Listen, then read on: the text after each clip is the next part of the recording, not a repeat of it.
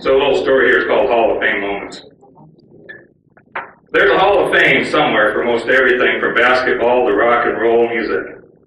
In North Dakota, we have a Hall of Fame for cowboys and the horse culture of the plains. As of last week, our family ranch is in that hall. It turned out to be a bigger deal than I ever imagined. It was an honor that would have made my homesteading great-grandfather proud. It was a point of satisfaction for my dad to know the ranch was to be inducted in the hall just before he died. It made me reflect on the value of this relatively small patch of earth to my children, and someday their children. My wife and I took in the whole 2-day affair for the Hall of Fame induction. Relatives were kind enough to watch the kids the first night, so we could enjoy a steak and a couple cold drinks with other inductees and supporters of the hall. A cowboy and a guitar provided music for my bride and I to dance to. We visited with old friends and made a few new ones too. Rainfall, pastures, hay, cattle prices were the topics of discussion. Old stories of the funny things that happen in ranching and life, perfected with age and retelling, brought laughter from deep within. It was a perfect night. The next day brought rain for the induction ceremony. Ranchers don't complain about rain. It's a lot easier to grow grass and raise cattle with it than without it.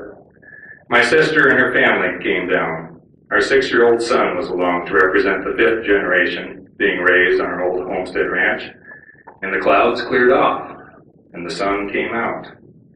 I thought hard about what to say when we received the award for the ranch. The ranch is really just sand and dirt that grows grass and hay for the cattle and for the horses that work those cattle.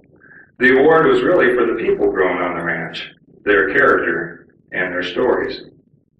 How does a ranch stay in the same family for 110 years? I guess it just doesn't get sold.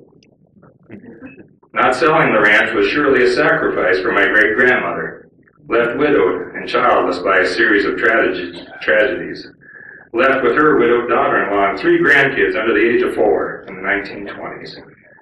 My family enjoys life on the ranch today because she didn't sell it then. Cowboy ranches stay cowboy ranches when someone teaches the cowboy ways to the next generation. My father, whose own dad died before he was 2 years old, learned those ways from his father's cousin, a real old-time cowboy. And Dad taught me. Now I need to teach my kids. So ranches don't grow old by accident. It takes the sacrifice of a Mary Taylor, the mentoring of a Gordon Taylor.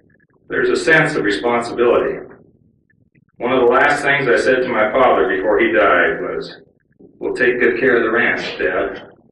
And he gave my hand a squeeze. We all have to take a turn at caring for this old ranch. And one other thing, it ain't for sale.